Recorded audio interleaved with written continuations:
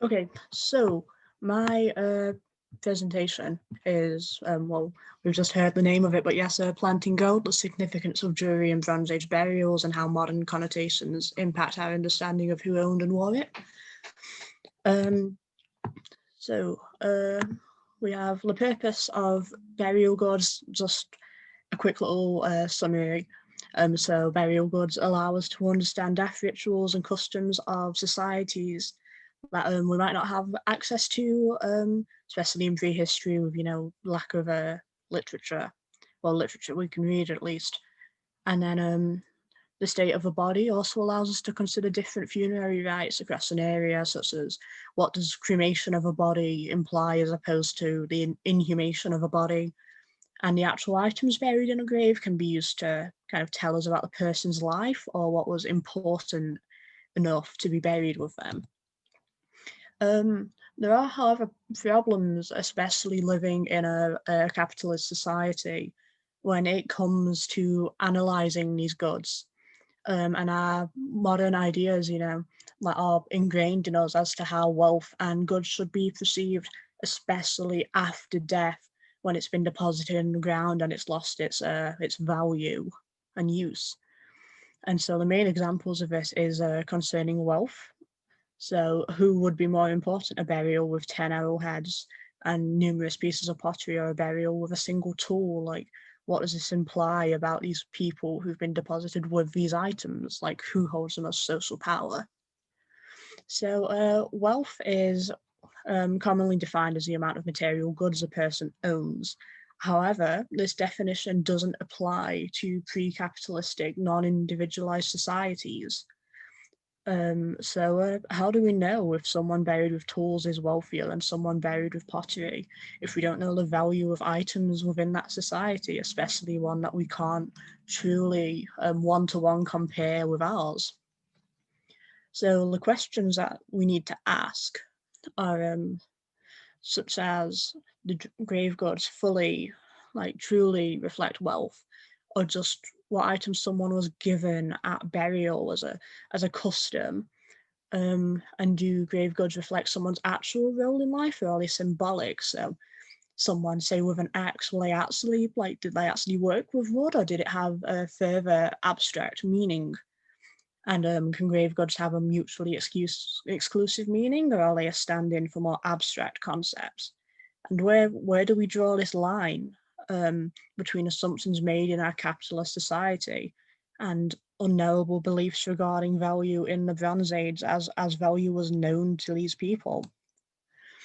And there are dangers within the field of applying our modern capitalist values. So there's too much of a difference, too much of an unknowable space between our modern economy and, well, the Bronze Age.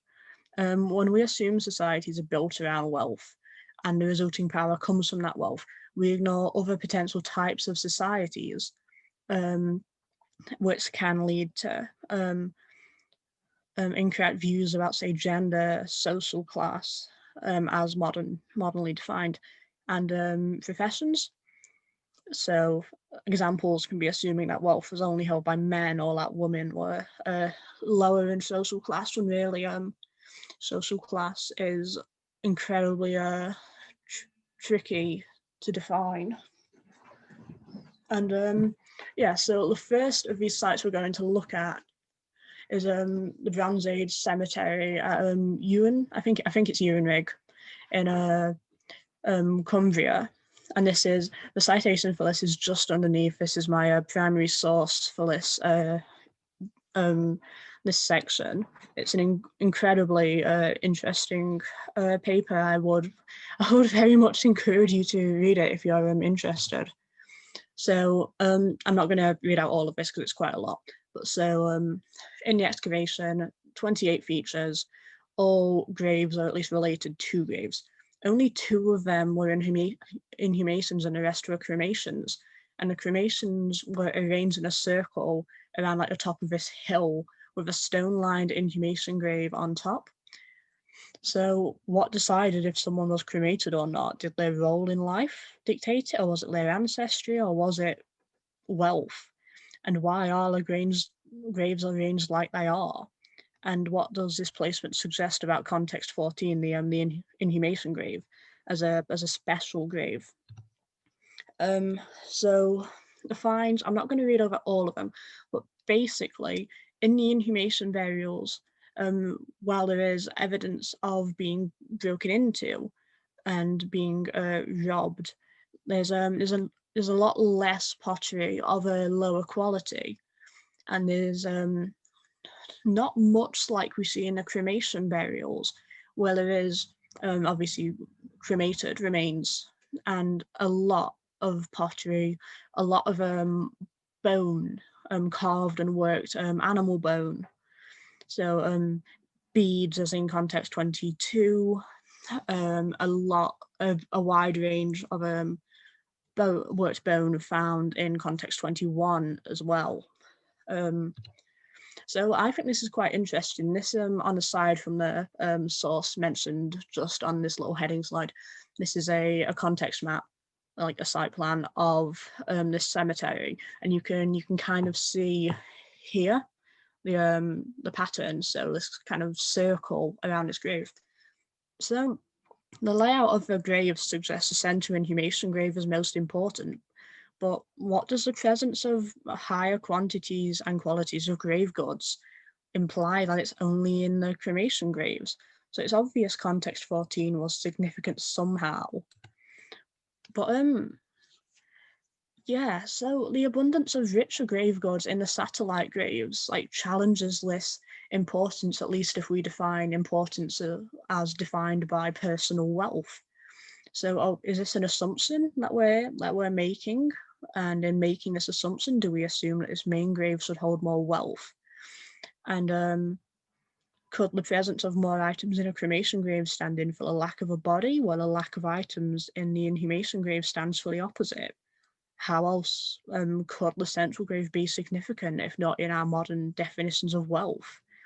A social significance, maybe ancestral, or maybe grave goods just weren't appropriate for this burial for reasons we may never know.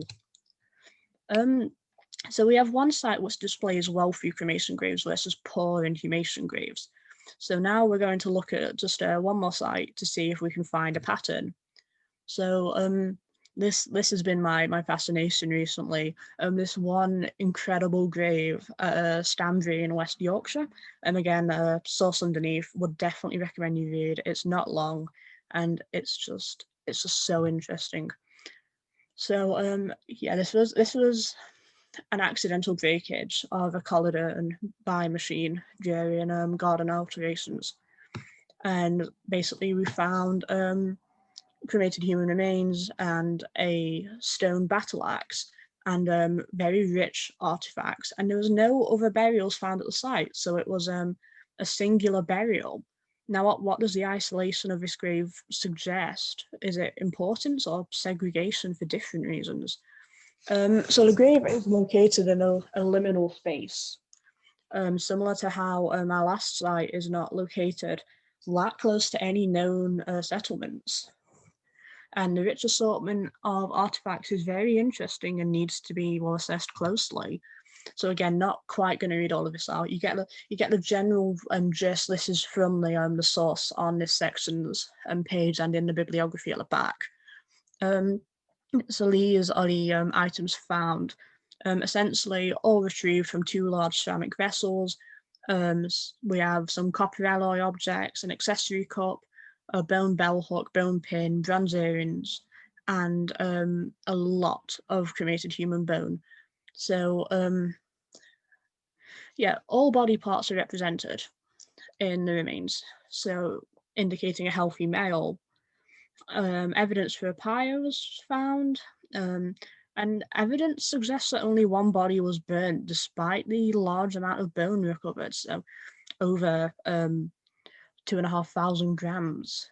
So individual remains aren't often found in urns. So the authors of the paper, Rossardson and Viner, suggests that early Bronze Age traditions may not have included the full recovery and deposition of cremation remains. and that the extent of remains collected could be cultural or based on the power of the individual. So the assemblage of artifacts is unique. The bronze are presumably personal possessions, while the accessory cup was potentially used during funerary rites to gather remains or a kind of offering to the fire itself. So what is important enough to be buried with someone? So obviously the man in this grave had a few belongings, but these are just what has been preserved. So fabric and wood are less likely to be preserved, just from the nature of preservation. So how can we be sure that our inhumation graves from our previous site had no personal riches that would just happen to not have been preserved? And are these items included in this grave indicative of power and wealth, or are they simply items lucky enough to be preserved? Is it possible that the personal items were not even personal possessions, but rather part of some funerary ritual? So, the axe is interesting. It brings up kind of what we think of, well, maybe not us specifically, but when you see kind of, you know, your whole Bronze Age kind of warrior chief, and when we look at our current patriarchal society, we see this, you know, strong, masculine, all-controlling figure, almost like an Ubermensch kind of situation. So we could assume the man is a warrior, or maybe even powerful within the tribe, if we, assign an individual's power to his ability to do harm or his strength. We could also assume the axe indicates the life of a woodsman or someone who works with lumber in general. Or maybe it's symbolic. Why bury a perfectly good bronze axe when you could use a purpose-made stone one? So to compare the sites, so while our first site has more examples of graves, it shows that the wealth displayed in grave goods may not always signify social power, at least power relating to wealth, due to the significant arrangements of the graves around the inhumation grave. The Stanbury site contains only one grave, but it's incredibly rich in its artifacts. And it really does prompt the question of what is important enough to take with you. And both of these sites being in liminal areas, but the Stanford grave is alone, is very interesting. So what can location and position of graves like signify? So while the wealth of a specific grave can be measured by the modern value of its items, purely if we were looking the most narrow kind of lens, by bypassing capitalist concepts of power depicted by personal wealth, it allows us to consider other aspects to understand Bronze Age societies, such as the purpose of these items. What is personal versus a ritual? What's the location? What does the location of the grave mean? And how did the individual interact with the rest of their community? With this in mind, it's obvious we cannot base assumptions on personal power around, you know, the items placed in this Bronze Age grave, and to consider other aspects of power and social relations. This will allow us to understand the Bronze Age more than the perceived wealth of an individual. So there are key takeaway questions that I, at least personally, think we are incredibly important to ask, especially when analysing grave goods. What can we learn about a site based on factors other than the personal wealth of the dead? What is to be gained by being more lenient in the supposed symbolism of various artifacts? How may social power differ to economic power? What can we truly tell about someone's life based on the possessions they were buried with? What do personal possessions mean in a pre-individualist society? And are there any other ways our modern society can alter how we see the past? This is just the bibliography.